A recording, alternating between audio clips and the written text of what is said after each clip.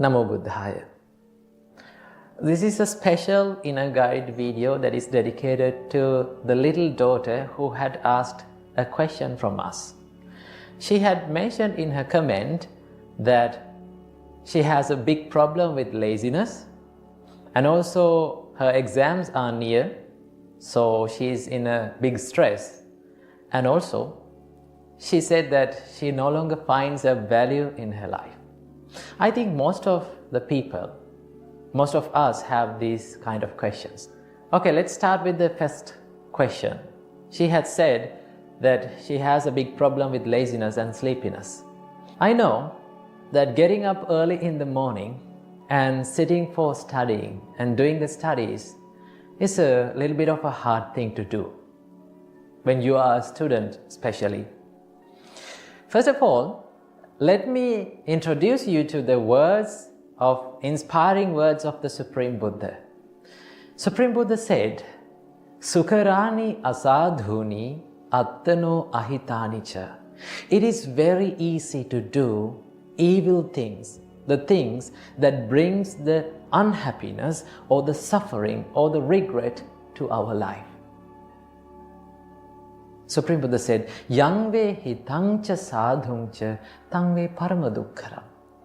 If there is something that brings us the happiness to our life, if there is something that makes us proud about ourselves, doing such things is a really, really hard thing. So, getting up early in the morning and sitting for studies is a hard thing to do. Why? Because if you do that, it brings the happiness to your life. Right? Studying, educating yourself brings the happiness to your life. So, most of the people, they find hard to get up early in the morning. Now, we all like that fluffy and comfy and warm feeling that we feel on the bed in the morning. So, when you open your eyes in the morning, your mind says, just stay another 5 minutes. And that's the point that you are making the mistake. Your mind, you listen to your mind, you listen to what your mind says. When your mind says, just stay another 5 minutes more, it's okay, it's not a problem. That is where you make the mistake. And that 5 minutes will last long for another hour. And when you get up after an hour, you start your mind, the same mind that told you to stay on the bed for 5 minutes will complain you. You are not studying. It will say that you are going to fail the exams. That is how our mind lies us. That is how our mind tricks us. So when you get up in the morning, when you open your eyes in the morning, right? When your mind says to stay on the bed for another 5 more minutes, do not listen to that. Do not listen to that lie. Get up and refresh yourself and start studying early in the morning. There's a great quote that I remember all times when, even in my life, when I'm going through hard times, I remember this quote. It says, it is a wonderful quote. It says, if you do what is easy today, your life will be hard tomorrow. Let me repeat that again. If you do what is easy today, your life will be hard tomorrow. But if you do what is hard today, your life will be easy tomorrow. So getting up early in the morning is a hard thing. But if you do that hard thing, remember, your life will be easy. But if you stay on the bed for another 5 minutes, doing what is easy, your life will be hard tomorrow. So get up early in the morning. Do you know how long you're going to feel the hardship of getting up early in the morning? Do you know for how many days that you are going to find very hard to get up in the morning? Only for 3 weeks. If you get up early in the morning and start studying in the morning for three weeks, remember, only for 3 weeks, it will make a habit to your life. And after that 3 weeks, you will never find it hard. It will become a habit. You don't want to think about it again and again. It will become a day-to-day practice.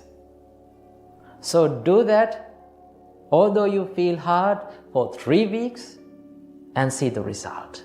That is the answer for first question. And let's go for the second question. She had mentioned that her exams are near, so she's stressed and she's unfocused, her mind is clumsy. So what is the answer for this? Remember, now when the exams are near, it is the normal nature that we feel frustrated, distracted, unfocused and clumsy. That is the normal nature, right? So I need you to do one thing. This is a special thing to do when the exams are near, right? Focus on one thing at a time to study, right? Focus on a single thing at a time to study. Study for 20 minutes, right? When you're studying, just forget all the other things that you have to study. Now, normally when we start to study, we find that there are so many things that we have to study in a short time. Now, the more you remember these things, the more your mind will regret. The more your mind will start to become clumsy.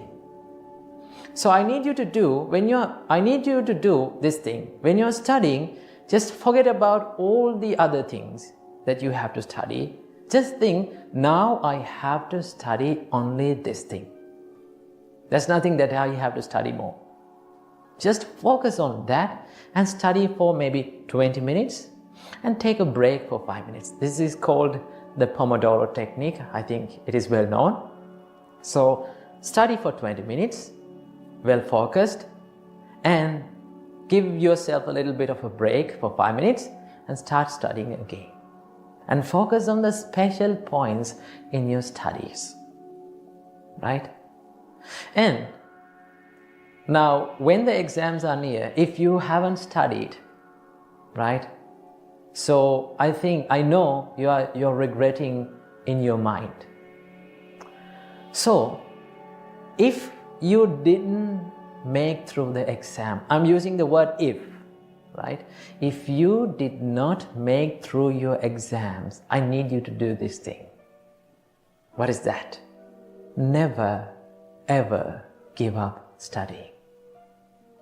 At some point in our life, we will lose our balance and we will fall down. We will go through hard situations, right? We will fall down in our life, but get back up and try again. You will fall for the first time. You will fall for the second time. You will fall for the fourth time, fifth time. Though you fall for the 1,000,000th time, what you have to do is get back up and try again. As humans, we should never give up in our studies and in our success. So, if you did not make through the exams, do not quit your studies. Do not quit your education. Right? Get back up and try again, and one day, you will find that you have been success. And let's go for the third question. She said that she no longer finds a value in her life. Remember, as humans, we are born to this world to add a value to our life. When we come to this world, we brought nothing, we had nothing, we knew nothing.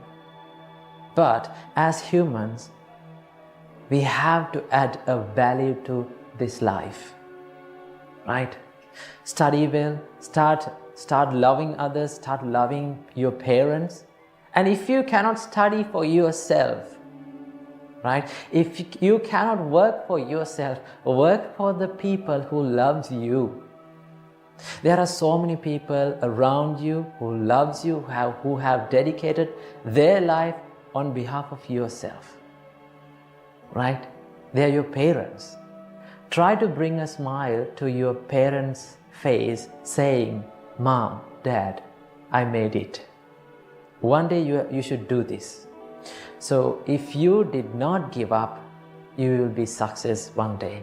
But if you quit, if you give up your education, if you give up in your goals, it is very sure you will fail. Therefore, never give up. Work for yourself as well as work for the people who love you most. Right? Bring a smile to their face. Right? The only thing that you have to do in your position as a child, as a student, is to study only. You don't want to earn money. You don't want to look after the babies. There's nothing to do. Only thing that you have to do is to study. Do that, but never give up. That is what I have to share in this special video. So I wish that daughter and all of you have the same questions in your life. May you be well and happy. May you live long. May you live a happy life.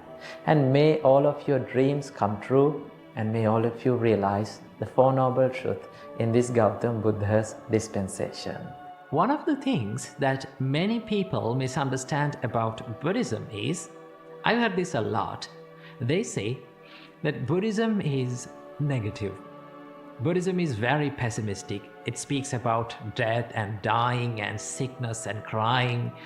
Why Buddha speaks about negative stuff? Can't we have something joyful and happy about this life? Well, from this video, we're going to talk about, is Buddhism really negative? So here's the reason why a person might come to a conclusion that the Buddha's teachings are quite pessimistic and it is negative. It is because of the first noble truth. Now, what is the first noble truth? It is dukkha in Pali language, which is literally translated as suffering or stress. Now, these words have deeper meanings. When Buddha speaks about dukkha, Buddha means about deep things about life. But when you look at this word, suffering or stress or dukkha, one might come to a conclusion that, oh, Buddha speaks about suffering, right? Buddha says that life is suffering. But when you look at the life, there are things that we can be happy about life. And also there are moments that we have a lot of joyfulness in our life. So why Buddha speaks about negative stuff? And also the Buddha explains in his first sermon about the first noble truth, the dukkha, as like this. Now, when someone look at this explanation, they might come to a conclusion, oh, life is stressful. So that is the reason for so many people to say that Buddha speaks about negative stuff. But if you really understand about what Buddha meant by this, you will find that Buddhism is not negative or pessimistic, it is more realistic. Okay? So why Buddha speaks about this? It is because this is the common truth that we all share in all living beings. No matter what level of life that we have, we all share these things, these truths in our life. That is a common truth. So Buddha saw this, and that is why Buddha speaks about this. So yes, it seems to be pretty miserable, right? But wait until you hear the second noble truth. What is the second noble truth? It is called the samudaya, the origin of suffering. Now Buddha says there's a reason why we suffer. What is the origin of this suffering? Now Buddha explains that the reason why we suffer is because of tanha. Tanha means craving, literally translated as craving. But there is more to this word, okay? So why we suffer is because we have this craving and attachment towards things, okay? Towards things, people, and to ourselves as well. So, and it gets better when you hear the third noble truth. The Buddha says that you can end the suffering. The third noble truth is called nirodha, the cessation. Now the Buddha says that you can end the suffering by letting go of the cause of the suffering. Right? I will repeat it again. You can end the suffering when you let go of the cause of the suffering. right? So it is pretty obvious, right? Pretty realistic. Let's understand about it like this. Suppose you have an unwanted plant in your garden. Now what you want to do? You want to remove this. So how are you going to remove this? Let's say a person goes and cut it from the stem. Cut down that plant from the stem. Did you permanently remove it? No. It grows back. No matter how many times you cut this plant from the stem, it will grow back. But if you really need to remove the plant, what you have to do is you have to go into roots, dig the hole, dig the plant, and then remove the roots, and then it will never grow back, right? Same like that, if you remove the root of suffering, if you remove the cause of suffering, then you will end the suffering. Not only the Buddha says that you can end the suffering, but also Buddha introduce you to a path where you can end the suffering. And that is the fourth noble truth. It is called the Magga, which is the Noble Eightfold Path. Now, Noble Eightfold Path is a moral and ethical and psychological and more practical path that leads to the cessation or end of the suffering. So basically, the Buddha is like a doctor, okay? So what a doctor might do? He might come to a patient and says, hey, listen, let's be honest that you have this disease. You have to be honest. I know it is painful. I know it is very negative and pessimistic to talk about this, but let's be honest. If you need to cure this disease, you need to focus on it. Okay, we have to talk about it. We have to find a way out of it. So the doctor says that there is a disease. He will be honest with you, and he says, and he comes with the good news, and that is that you can cure this disease. Okay, we can cure this disease, and I will show you how to cure this disease. And also the doctor will say that take these pills and take these medicines to end your disease or to cure your disease. And same like that, Buddha identifies your disease, and he talks about that disease, and also Buddha identified what causes this disease, and also the Buddha comes up with the positive, more happy news that you can end this suffering, okay? And also Buddha comes up with a way to end this suffering.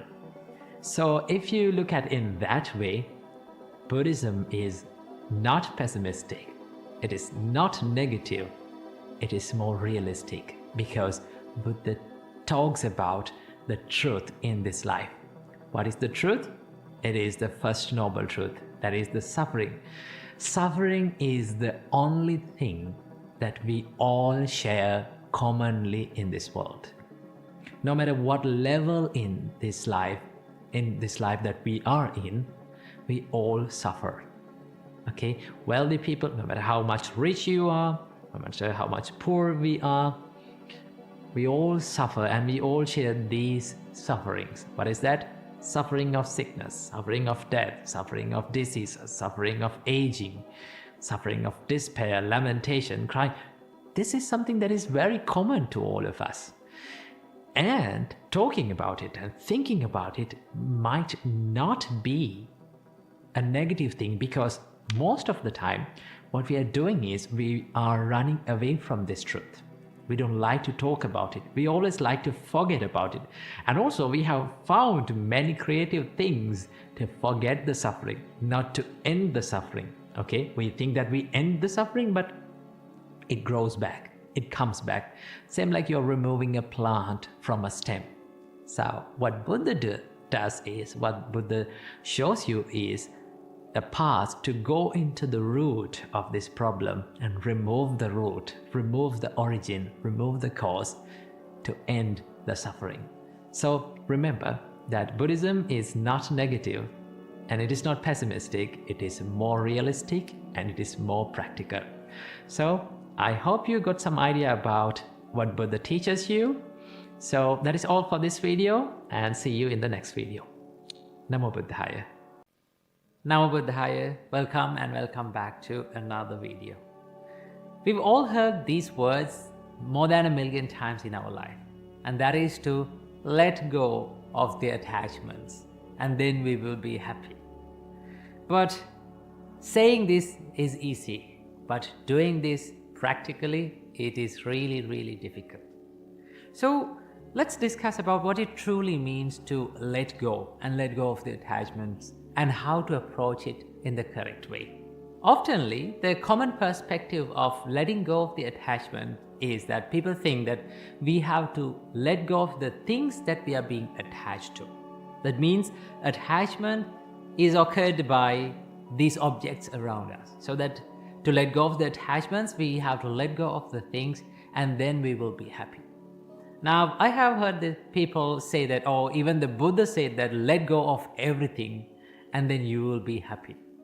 But Buddha never said to let go of the things, or let go of the things that you are being attached to. And also, the Buddha never said that you have to be attached to the things around you. What Buddha said is that understand and realize that one day you have to let go of the things that are around you. And also one day you will have to be separated from the things and from the people that you love and like one day.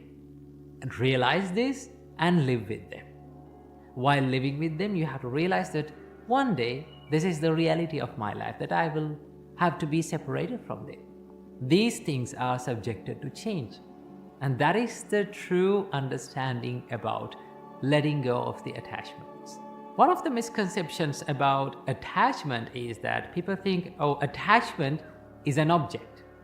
So that to let go of the attachment, we have to let go of that object. But this is not correct, because if we have to let go of the attachment, and if we have to let go of the things that we have been attached to, then we will never be able to let go of these attachments. Why? Because as human beings, when we come to this world, there are so many things that are around us. There are so many things that we use, right? So if we had to let go of the things, then we will never be able to do that, because even the body that we use is an object, right? This is not something that we truly own. So if we have to let go of the things, then we have to let go of even our body, but we can't do that in reality. So that understand, the attachment is not an object. Attachment is more of a mind-related thing. Just look at these words from the Buddha. The Buddha said, "They are not sensual pleasures, the pretty things in the world. A person's sensual pleasure is lustful intention. The pretty things remain just as they are in the world, but the wise remove the desire for them." So what Buddha says is, just let the pretty things in the world stay in the same way, and you let go of the desire to wanting to them to be in the way that you want. Wanting things to be permanent is what we have to let go. How we should do that? We should understand that everything is subjected to change. Everything is subjected to impermanence, where we expect things to be permanent, and that is what makes us suffering. So then one can ask, if we let go of the desire, will we be able to enjoy the things? Now, here's the thing. The Buddhist understanding about desire is that it is the mental attachment and thinking that these are mine, these are myself, this is me. It's like dragging a cow from its rope around its neck. Like the cow pulls to his side and we pull to our side. And what happens to us is that our hands get hurt. The reason why our hands get hurt is not because the cow is pulling to his side. The reason why our hand gets hurt is we are gripping the rope so tightly, and we are not ready to let go. And at first, letting go of the rope seems scary. Why? Because we think that we might lose the cow. The cow might run away. But in reality, if we simply let go, yes, the cow may run for a distance, but it will always come back. That's the nature. Even in the life, letting go of the attachments seems scary at first.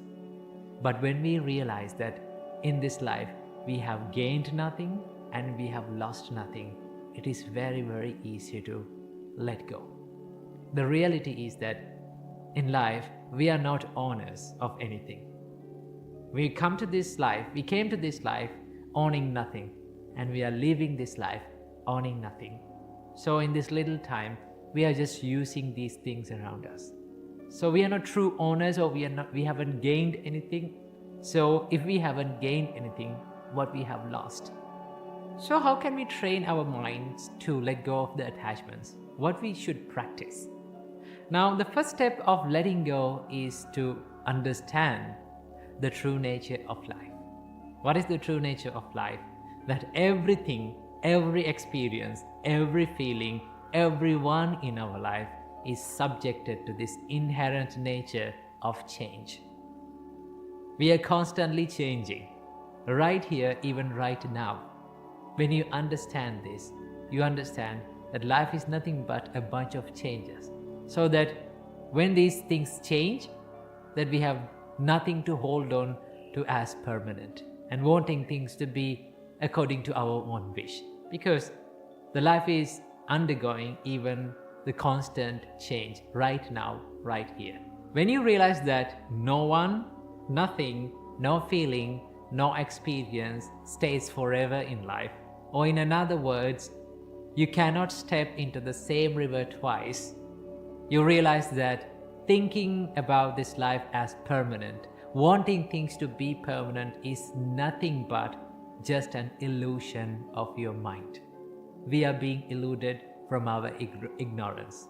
That is what we realize by realizing the true nature of this change in life. It is something like this. Imagine you are going to a magic show and watching the magic show.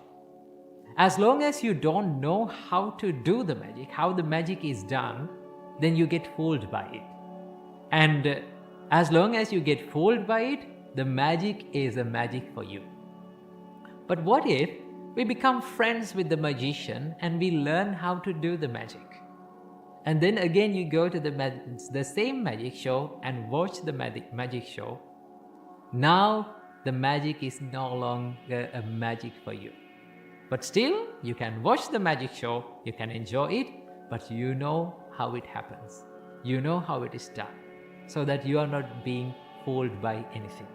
In the same way, when we realize that this illusion of our mind, that thinking about this permanent, thinking the life and experiences to be permanent is just an illusion of our mind, then you can enjoy the life, and also you can live life in a more wiser and a more experienced and a more matured way. So that is the way we understand about the attachment. This realization will make you more understanding about yourself and the world around you. And it will make you more easily enjoy this world in a more wiser and a more matured way. And also, by understanding about this constant change in your life, you let go of the attachment, you let go of this mind and the thought of wanting things to be permanent. And then the process of letting go will become much more easier. So understand that when we let go, we don't let go of the things. We let go of the mental and the emotional attachment towards things. We let go of that craving towards things, to wanting things to be permanent. And when you realize this, you can let go of this attachment and these expectations very easily. So that's a wrap for today's video. I hope you got some idea about attachment. So I wish you, may all of you be well and happy, and may all of you be happy forever. Namo Buddhaya. Welcome to yet another video in Buddhist meditation series. In today's video, we are going to discuss about one of the most frequently asked questions in meditations. And what is that question? How can we stop feeling sleepy during the meditation? So this is one of the most frequently asked and one of the most common experiences in the meditation. and one of the most frequently asked questions from the meditation masters. How can we stop the sleepiness in the meditation? So remember, our great teacher Supreme Buddha said, the dullness and the drowsiness or sleepiness is a hindrance for the meditation. Hindrance in the sense, it's sort of like an enemy to the meditation, right? It disrupts your focus, it disrupts your concentration, and it decreases your joyfulness of the meditation. And also Supreme Buddha said, a hindrance will always decrease the wisdom of ourselves. So there are 5 hindrances, and out of those 5, the dullness and the drowsiness and sleepiness is also included. So how can we stop feeling sleepy during the meditation? And what we can do to stop this feeling? Well, there are several things that taught by our great teacher Supreme Buddha to stop feeling sleepy and to deal with the sleepiness during the meditation. First of all, we need to remember that one of the most important things that we need to develop within ourselves during the meditation to stop feeling sleepy is to be aware of our thoughts. Right? If you are not being aware of your thoughts, then the sleepiness will come inside your mind and it will take actions. Right? That is why you are continuing to sleep during the meditation. So the first thing that we need to develop to stop this sleepiness is to be aware of our thoughts. When you feel a little bit of drowsy and dizzy and drowsy during the meditation, then you need to be aware and you need to detect that thought. You need to tell to yourself, now I am feeling sleepy. Now I have to take actions. So what we can do to stop and deal with this sleepiness? Number 1, Supreme Buddha said, first of all, change the perception of meditation. That is the first thing that we can do, right? For an example, if you are doing mindfulness meditation, let's say you become more mindful about your body and you are doing meditation, and with the time you felt sleepy and drowsy. Now you need to detect that thought and to be aware of that thought, and then you need to shift your perception of meditation. So if you are doing mindfulness meditation, then you can change it to breathing meditation. When you change your perception and when you change the focus of your meditation, it will take you away from the thoughts of drowsiness and sleepiness, right? So that is the first thing that you can do to change the perception of your meditation. You can practice another meditation like loving kindness meditation or gratitude meditation, compassionate meditation, and then after some time, after you're feeling okay with that, then you can come back to the normal meditation that you were doing. So that is the first step. And number 2, Supreme Buddha said, change your perception of meditation and start to think and consider about something that you have learned before. It is okay to change the perception and to shift away from the meditation that you are doing and think about something else for a little while to stop this sleepiness, right? So think about something that you learned in the past, and you have to wisely consider about that. And when your mind is thinking about something, then it will distract you and it will take you away from the sleepiness, the thoughts of sleepiness. So that is the second thing that we can do. And the third thing, Supreme Buddha said, you need to recite something. It may be a chanting, it may be a verse that you have learned before. You need to chant it, right? If your sleepiness is still there, then you can go for a chant. right? Do a chanting for a little while, and then again, when you feel okay, come back to meditation. So this need the patience and this need the courage to do this. And also remember, don't enjoy the sleepiness than the meditation. That is why most of us are like feeling sleepy and fall into sleep while meditation. We enjoy the sleepiness more than the meditation. Remember, when you sleep, it is also a sort of relaxation to your mind. But if you meditate correctly, if you build up the concentration and tranquility in the mind from the meditation, you will feel more refreshing and more enjoyable and more relaxed from the meditation than the sleepiness. So don't enjoy your sleepiness than the meditation. Okay, there's another thing that you can do. That is, Supreme Buddha said, you can get up from the seat and you can do a walking meditation. You can walk to back and forth by thinking about the meditation, right? When you walk and when you change your position of meditation, right, then it will also distract you from the sleepiness. So you can do the walking meditation. And still, if your sleepiness is there, then what you can do? Supreme Buddha said, pinch your ears and rub your limbs. When you pinch your ears and rub your limbs, the sleepiness will go away. That is another thing that we can do to stop feeling sleepy. And also, Supreme Buddha said, if you are still feeling sleepy, then get up from the seat and flush your eyes with cold water and go outside and look around the nature, be with the nature for a little while, and again come back and sit down and do the meditation again. And if you're feeling still sleepy, then what you can do? Supreme Buddha said, focus on a light, right? Look at a light and focus on it and take that image into your mind. Now, when we close our eyes, it normally feels like dark and we cannot see anything, right?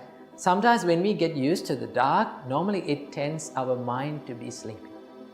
Then if you can imagine a light inside your mind, then your focus will be in that light. So you can stay focused to that light for a little while, and if you feel okay, then again, what you have to do, come back to the meditation again, right? And finally, this is the final thing that Supreme Buddha said us to do to stop sleepiness. Get up from your seat and think about the waking up time. I'm going to wake up from 30 minutes or 1 hour. Have a little nap, but be conscious and be aware of your sleeping time.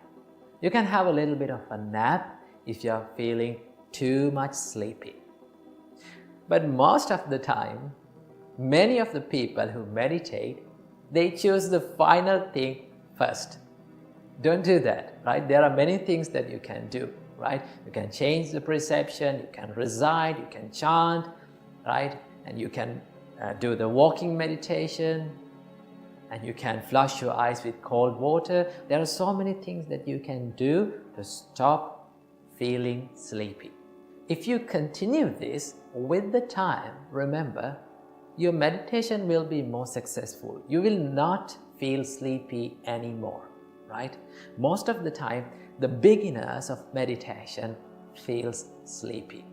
But when you dive more into that and when you do it for a little while, you will feel okay and you will feel more refreshing while doing meditations. So practice these things when you are doing meditation if you felt sleepy, and stay away from the sleepiness. So I hope this gave you a little bit of a light to your meditation. So practice these things and enjoy a perfect and a peaceful meditation. Namo Buddhaya.